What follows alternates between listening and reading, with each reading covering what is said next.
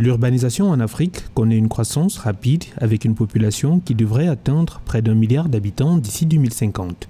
Cette transformation présente des défis mais aussi des opportunités significatives pour construire des villes plus intelligentes et durables. Ceci passe entre autres par la promotion et la bonne gestion des modèles de planification urbaine qui intègrent des aspects environnementaux, sociaux et économiques durables.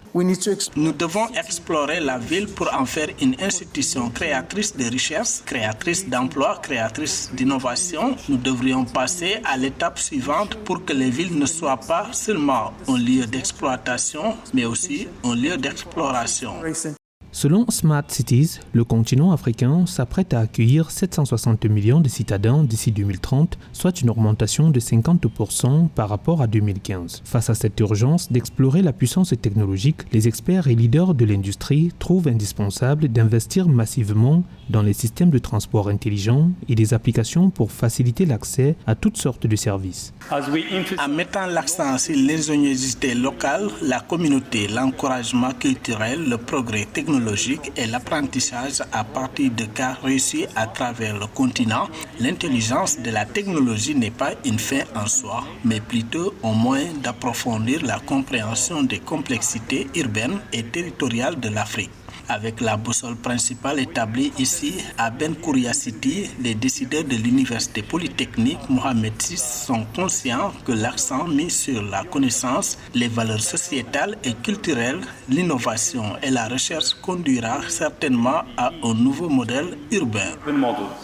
Pour stimuler une croissance durable, améliorer l'habitabilité et favoriser l'innovation à travers l'Afrique, les partenaires publics-privés jouent un rôle crucial en ce sens qu'ils facilitent le financement et le développement de projets tout en contribuant à la création d'emplois. Par exemple, le programme de développement urbain de la ville d'Agadir 2020-2024 au Maroc prévoit 94 projets avec un délai de 5 ans pour exécution au-delà de l'année 2024. C'est l'humain qui est au centre de tout développement, ce n'est pas la technologie.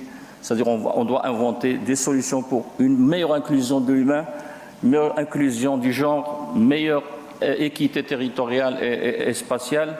Et croyez-moi, les enjeux ne sont pas les technologies ce sont juste des outils. L'enjeu, c'est avoir un territoire où il fait bon de vivre. La Smart City, c'est ça. C'est un territoire où il fait bon de vivre, où on peut trouver une ville qui est peu connectée technologiquement, mais très connectés socialement et où les gens manifestent beaucoup de sympathie entre eux et où les services sont très faciles et on se sent bien.